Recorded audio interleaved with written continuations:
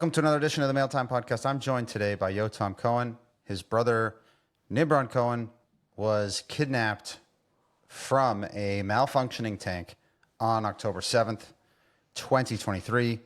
I, of course, am wearing this gallant shirt because I want there to be attention on people that need to answer for some of these issues as to why a tank was malfunctioning and why the border didn't have cameras that were working all the time and things of that sort. So we're drawing attention to that. And Yotam, I appreciate you taking the time today. Sure. I want to start right with that tank. What exactly happened? So basically, as far as we know, there was problem with the brakes. They started that morning jumping to the border fence after hearing the alarms and the motors and the reports over the radio. They started by driving on the road on the border that was just near the fence. And after about 30 minutes of driving, we know this because we heard the recordings of the radio inside the tank, that the driver was reporting that the tank can pass that 10 kilometers per hour. And after a few minutes of the driver reporting, one of the terrorists who was hiding on a nearby hill managed to put in a sticky explosive charge just near the tank driver hatch. And it's badly wounded or killed the driver immediately. And the tank's engine started getting on fire, and from that moment it was over. What now? Is this something that your brother had mentioned before? He was in Khativa. He's in Khativa Sheva, correct? Yes, So the the Seventh tank, Seventh Brigade. Brigade. Is this something that had been talked about in terms of an issue with equipment and things getting fixed, or is this something that you had never heard of before the recording? We knew there are some problems with the tanks, getting problem and solving ones every other week, but we didn't know there was a problem at such a scale that would endanger them and eventually will lead to deaths and kidnapping.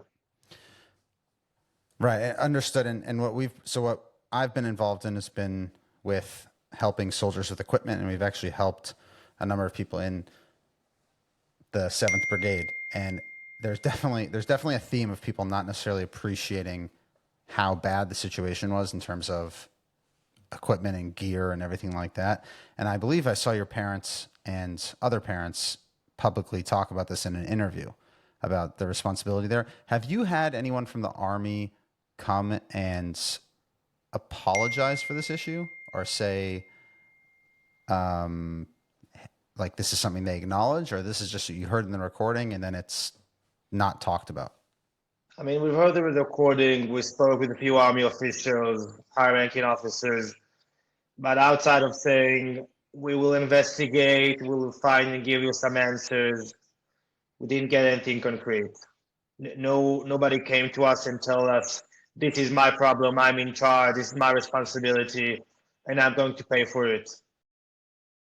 Just at the beginning of the war, they told us there is an ongoing war, we'll take care of the war, and then we'll show you the result of the investigation. We're more than 16 months since then, and no concrete evidence, concrete findings, nothing. And obviously you're worried about your brother's life. So that's going to take precedent over figuring out exactly what happened on that day. But it is important to note thematically that there's so many people that are in that exact same situation where they're told that things are going to be investigated. They're told that things are just being looked at.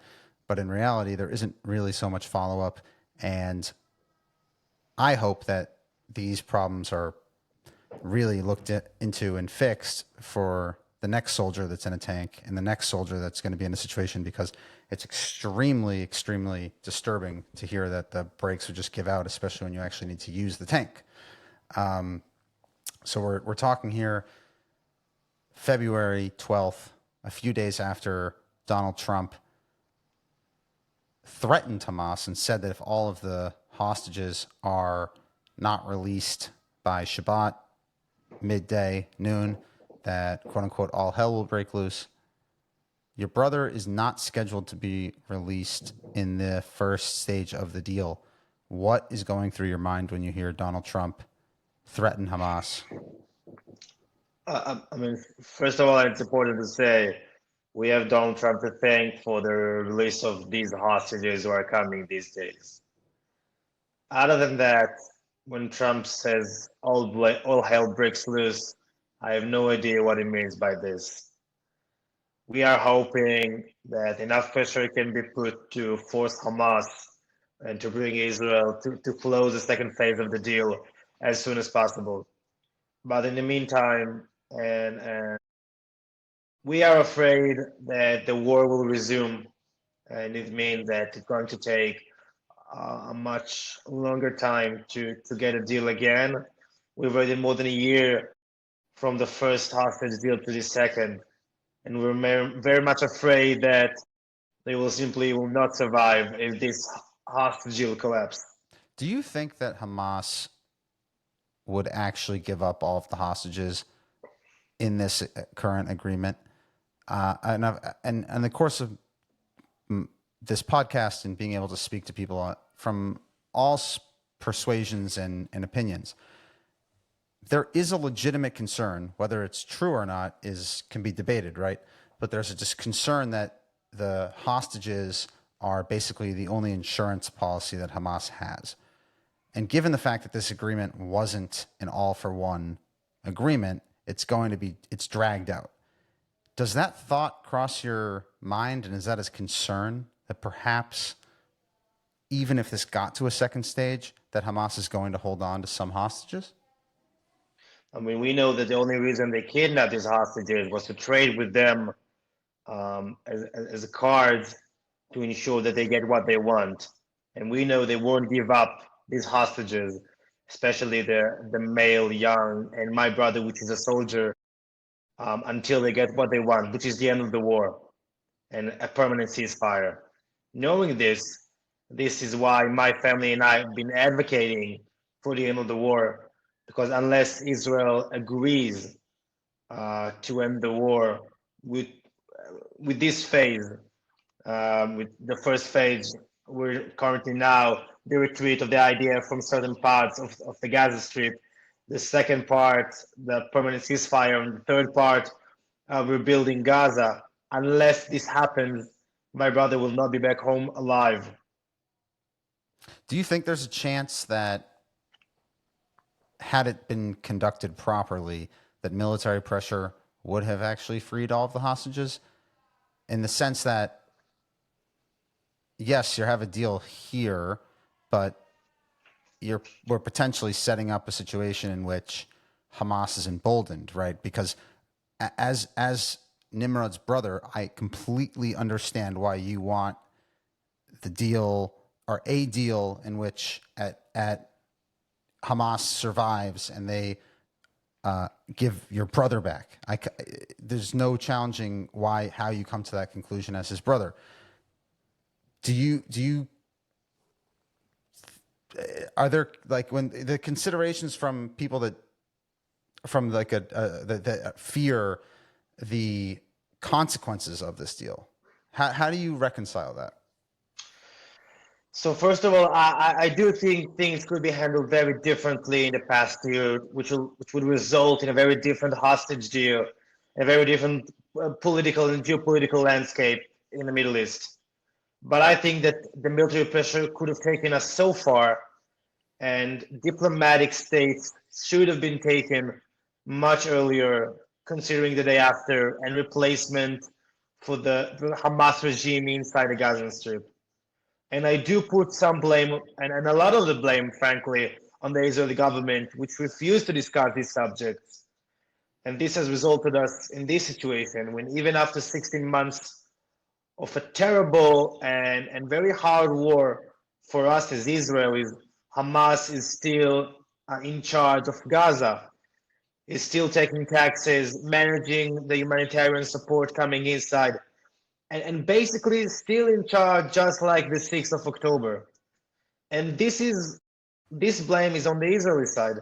my government should have handled it much differently, and basically brought us to a situation where we're paying high and very difficult prices. But frankly, I think that it's a moral obligation for the government to pay these prices. It's one of these things where I think that people on both sides of the discussion would tend to actually agree, whether they realize it or not. And I'll say this: I think one of the criticisms of Bibi in this case is that he knew that Gallant and Herzia Levy didn't really have a plan. There was no plan after October 7th and everything happened. So if we knew that there wasn't a plan and everyone's on their heels, how come there wasn't more change and there wasn't some sort of overhaul in terms of what was going to happen? And perhaps that would have generated a better result. Because again, I spoke to Chazi Nechama on the show, and he's saying basically that the Israel was basically treading water in Gaza since January. And I don't understand how that's a strategy to try to get your brother out. I really don't. I don't understand how sitting there and doing raids in and out actually is trying to help rescue the hostages. Now, if you're going to tell me there's a siege and you're going to try to go and force Hamas completely out, that's a different story. But I don't understand the middle ground, where they were there for a year, essentially, not really pushing as much as they could have. And it's something that's going to have to be looked at. And it's hard to reconcile. But your family, particularly your father, meeting with the ICC prosecutor, correct? Correct. What led him to want to pursue that route, and what was the conversation like behind the scenes when it came to, I'm assuming, a lot of frustration from Israelis that he sided against the prime minister? I mean, my family's relation with the government is complicated, to say the least. We are carrying with us the feeling ever since May 2024 that the government is actively taking steps to avoid a hostage deal and to collapse the ongoing talks. And with this hostage deal, these worries are confirmed to be true. And Gvir and Smotrich had confirmed in their voices they have been taking active steps to avoid a hostage deal with every single level or step along the way, with other members of the coalition.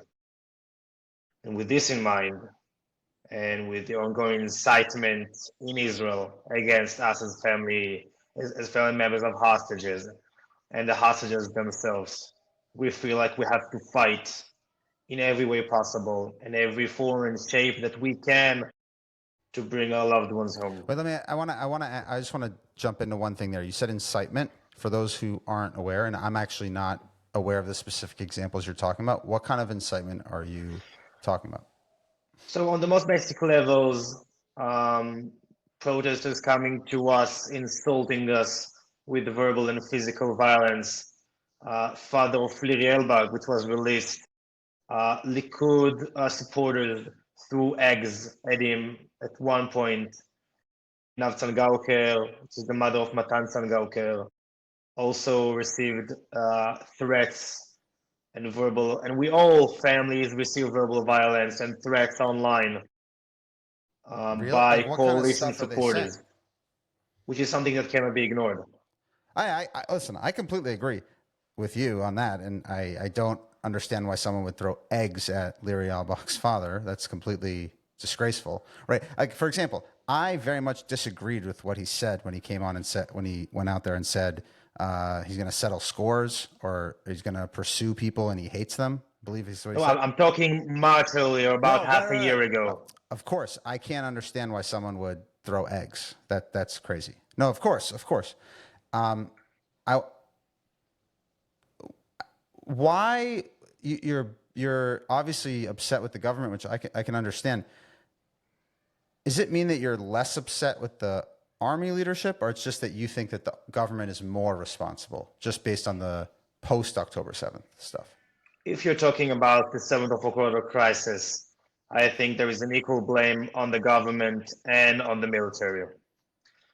But I think that up until there is an investigating committee which come with actual results, we cannot tell which one is really to be blamed. But up until then, my blame on the both of them is equal. All of them are responsible. Both the high-ranking officers and the Knesset members and members of government are both equally to be blamed on those who were murdered and kidnapped. With this aside, the members of the government are responsible to the fact that the hostages are not back in their homes. It cannot be ignored. I'm Just trying to finish my sentence. Yeah, of course. Sorry. Both the government and the military are responsible for the crisis and for the massacre, but the government is responsible for abandoning the hostages. What would you say? Well, we can agree that the primary culprit is Hamas. So, Correct. what do you say to the idea that making a deal when Sinwar was still alive would have emboldened Hamas like we'd never seen them before? And I'm asking not from a political level, not asking to defend Ben Gvir, Smotrich, or anyone. I'm asking just on an ideas level, because oftentimes in Israel, we have this problem in America too, but sometimes things get so politicized where the ideas themselves get lost. But what would you make about the argument that saying that it would endanger Israel to make a deal when Sinwar was alive? So first of all, I think it's a very good question that people are often asking. I would like to do business with Sweden, but unfortunately my brother is being held by Hamas, which is an important thing to say.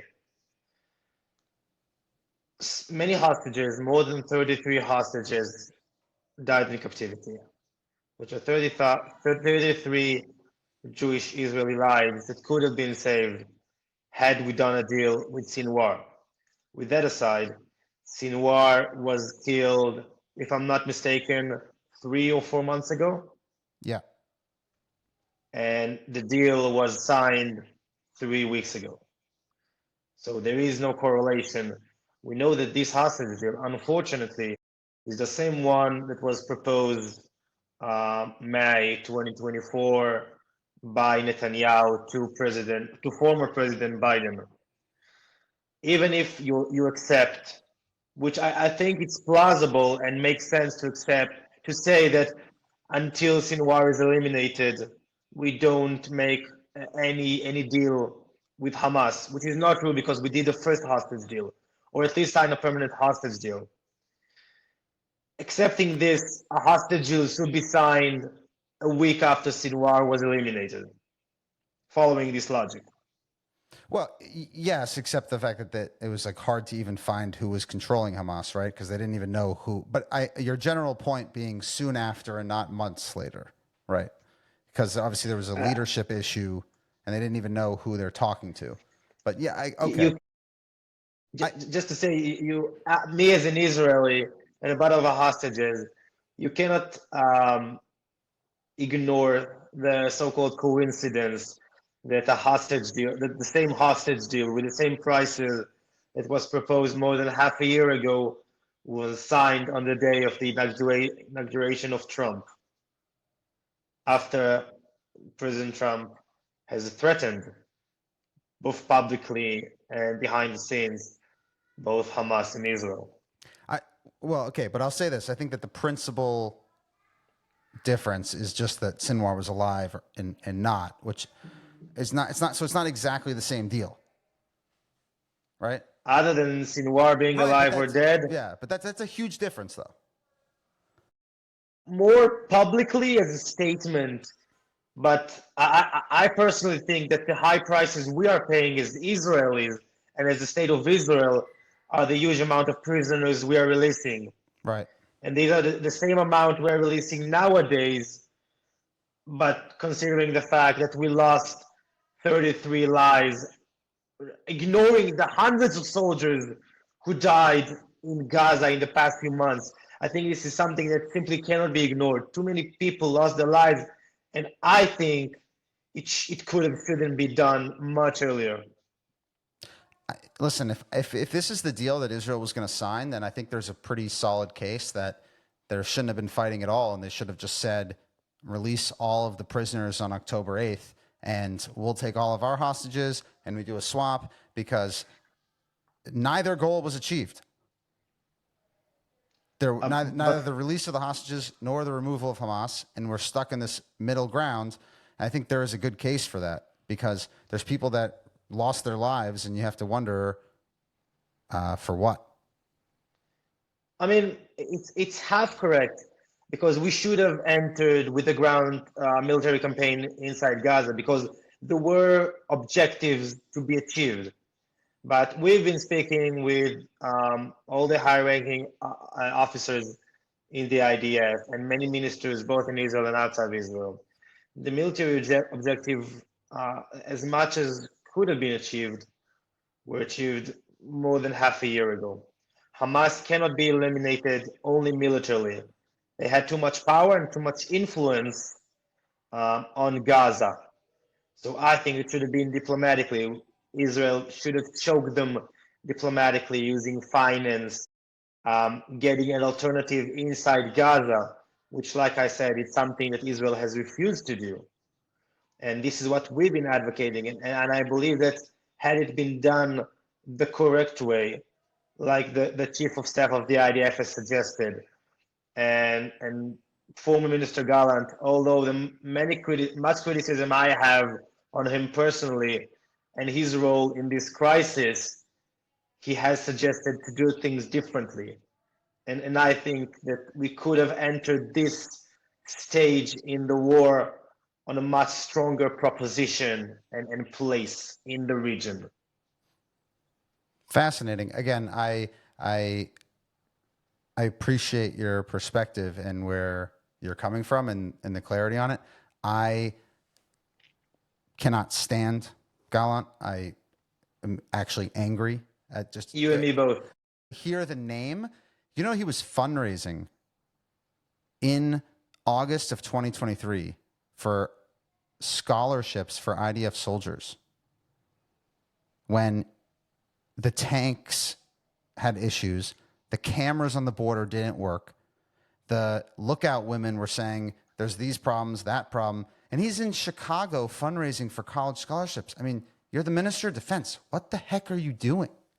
Why are you? I mean, and then we see this. It's like, it's just crazy. So that, you know, I'm not going to get going on Yoav Gallant right now, but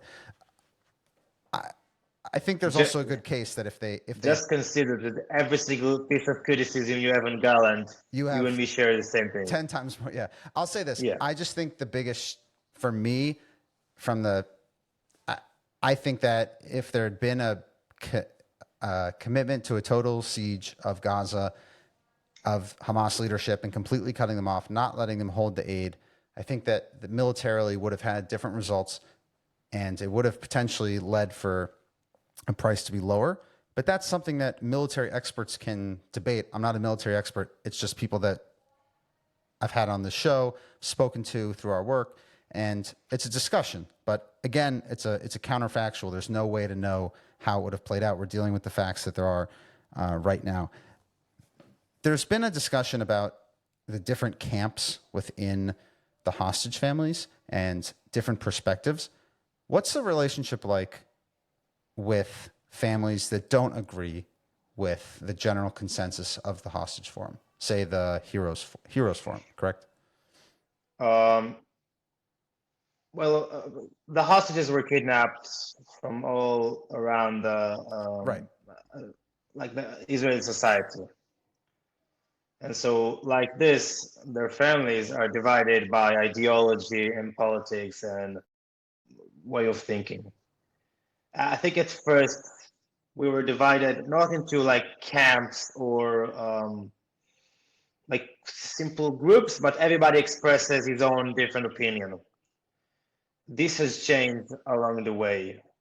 As much as this war dragged and no hostage deal was achieved, most families became more and more frustrated, and you could see examples of families who formerly supported who voted Likud and Bibi switching to the other side and advocating against him.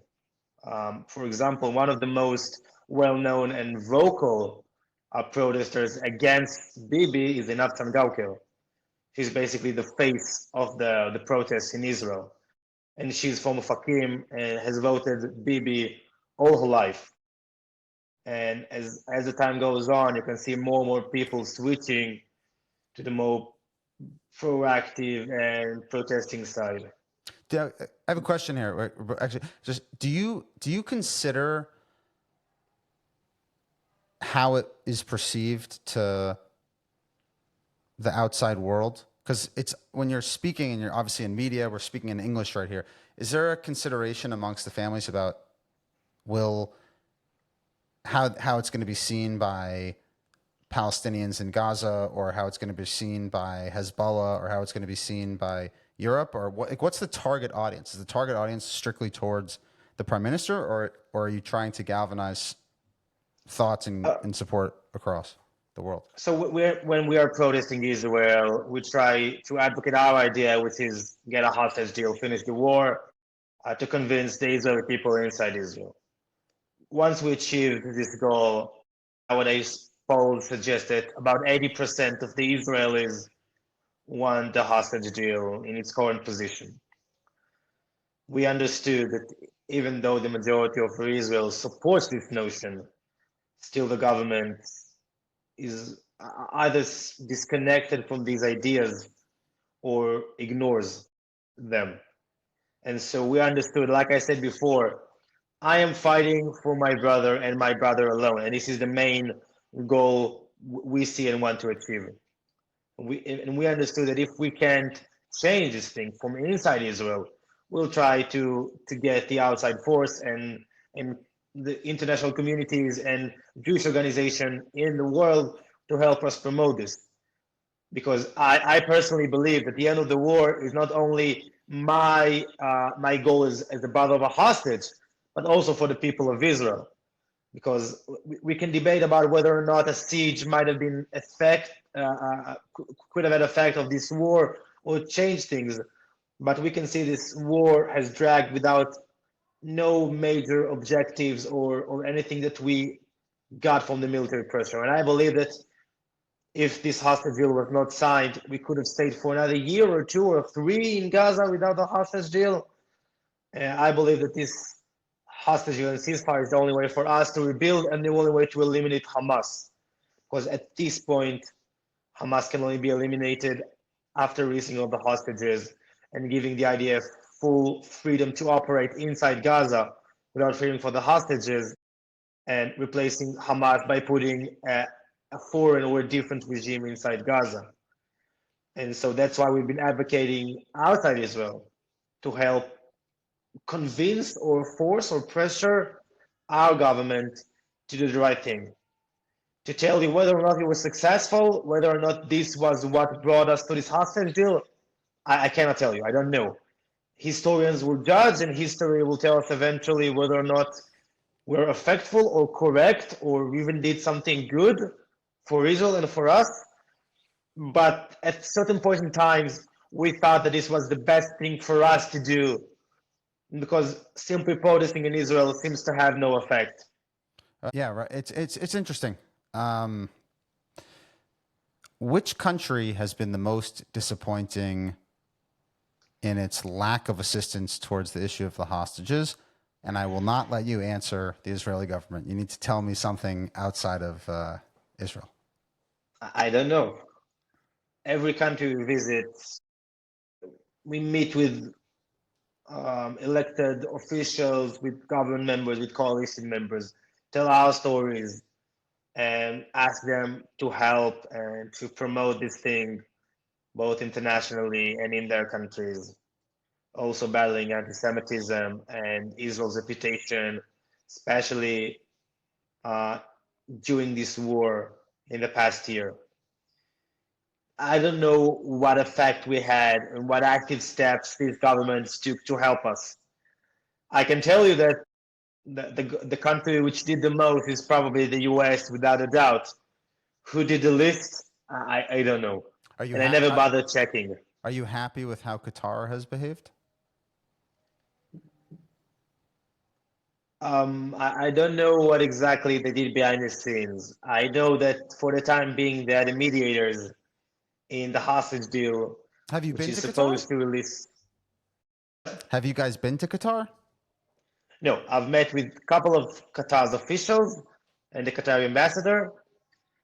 Uh, to tell you if they're a friendly country, do they love us? Do they want our best intentions? I don't know. I'm not a diplomat and I don't work with the government. I know that right now there are mediators in the hostage deal, which is supposed to bring my brother back, and this is the thing that I focus on right now. Did you get a sense that they cared? Just talking to them, right? I would hope that when you're talking to me here, you could tell that I really do care. And, right, just from the nature of our conversation. Did you get Yeah, that sense but you're not a talking? politician. When we meet a Well, yeah, but politician, you could still talk. Like, listen, anybody who's met with Trump knows he cares on a personal level about the hostages. Same that they'd say about Biden. Did you get that sense talking to the Qataris that they cared? those I spoke to seemed to care. Maybe they were good liars. Maybe I'm just an optimist and naive, but I think so.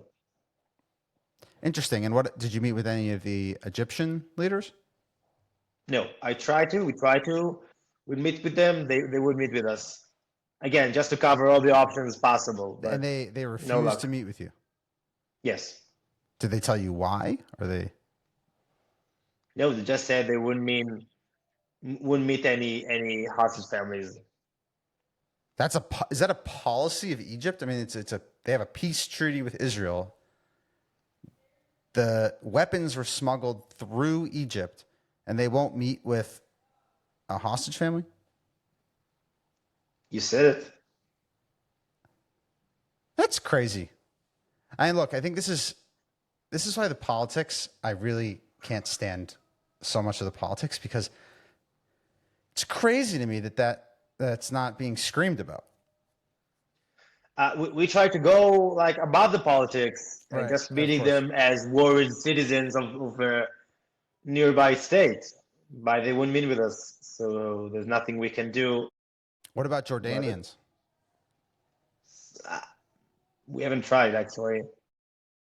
There's no reason speaking with the Jordanians. The Egyptians and the Qatari are the mediators, but Jordan has nothing to do with the hostage deal. Well, I would say that if Jordan and Egypt had actually been somewhat decent places after October 7th, and they said, listen, we're going to help. If there are any innocents in Gaza, we're going to take some of them and move them into the Sinai, wherever it might be, on a temporary basis. Everybody who doesn't align with Hamas, get out, and then Israel's going to do what they needed to do. I think that we would have been at a conclusion a long time ago. So they're not mediators, but they did help make the situation worse by not accepting anyone, essentially, and keeping everyone boxed in. If you would have taken all of the innocent civilians out, this thing would have been over a year ago. So they're not the mediators, but they're not innocent because they're. You're probably correct, but Jordan was out of the picture for a very long time up until Trump's threats or suggestions about transferring the Palestinians, which is Right. what we're Well, currently discussing. except for the fact that they would send the Queen on TV. She'd give all these interviews, accuse Israel of committing genocide, saying that all of the people are dying because of Israel. And if the truth is, if Egypt and Jordan would have taken them in, they would have been able to eliminate more Hamas members with less or fewer casualties, and it would have been a much cleaner operation. So, You're correct. I think you're correct, yeah, but I think that me as a family member of yeah, of hostages, course. I don't have the power. These people should be threatened, I think, or pushed diplomatically or militarily to this. They won't listen to me and will suddenly be like, well, yeah, let's take the Palestinians. Why not? No, of course. It's just there's so many issues. And do you feel like you're and I've heard John and Rachel, Paul and Goldberg, Paul, and I've heard them speak about kind of feeling that they were just caught in this big web of international politics and negotiation, and all they wanted was their son. Do you feel kind of trapped in this big mess that you really don't even, you're not really even party to it? It's just your brother's caught in it. Before the 7th of October, I didn't even know who my ministers in Israel were. I never took a step inside politics and wasn't interested neither in international relations or the inside politics in Israel. Never dreamed I would meet prime ministers and presidents and would advocate across the world. But after the 7th of October, my brother, we are a regular family. Me, my two younger brother and sister, my two parents. Never been active, never have protested in our lives, both my parents. Never took interest in any of these sort of things. But after Nimrod was kidnapped, he was just a regular soldier doing his job like the majority of the Israeli youth who, when come to 18, join the army. Right. But we understood that we are a part of something bigger than us, and we have to rise to the occasion. Basically, for like three reasons. First of all, I want to feel with myself that I did everything I could possibly to bring my brother, my younger brother, which I took care of my entire life. The second thing, in all these meetings and delegations and protests, we can never know what meeting or what person we meet would do the effect or do the change that we desire. I can never like decide not to go to a meeting because maybe this meeting will change everything. And thirdly, my brother will be back hopefully soon. And when he's back, I want to be able to look at him in the eyes and tell him, Nimrod, I did absolutely every single thing possible to bring you back. And I want to believe myself and be able to look at myself in the mirror and tell myself, you did your duty as a big brother and you did everything you could do. Wow. And listen, you definitely are doing everything you possibly can do. I mean, I actually saw your last interview, and that's how I saw that you were here in the States meeting. How many meetings a day are you conducting here in the States? We had 7 meetings with congressmen and senators today, 6 yesterday. This is how it's been going. This is my, I think, 5th time to the US in the past year and my 12th delegation in the past year. So this is how our lives been going. Are you able to sleep at all? No. So it's basically been 16 months. You can't sleep, and you're just traveling the world doing whatever you can just for your brother. You definitely wouldn't when you bother to do sleep, the nightmares come, and especially in these days, seeing the horrific sights like Saturday, the hostages who look like Holocaust survivors, especially for us in Israel and as Jewish people all around the world, it takes us directly to the Holocaust. And ever since me and my family, other hostage family, and basically the majority of Israel, we can't really sleep at night. So what was going through your head when you saw those images? You just immediately went to Holocaust? Yeah, just flashbacks of looking at pictures in class, and when I visited Auschwitz when I was in 12th grade, it immediately like takes you there, and this is the first association that we have as Jewish people. And I was thinking to myself, we said never again. We're in the 21st century, and people looking like this, and my brother is probably looking like this, and will return in the same situation if he returns at all. And it takes the breath out of your lungs, and just you need time to refocus, simply to continue walking in the street.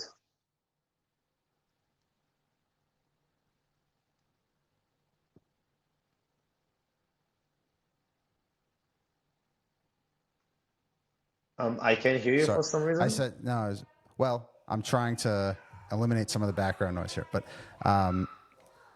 no, your brother's coming back. and it's going to be good. You know it's going to be good. You have to think good about it, and you're doing literally everything you possibly can to help him, and you know that. Closing thought here.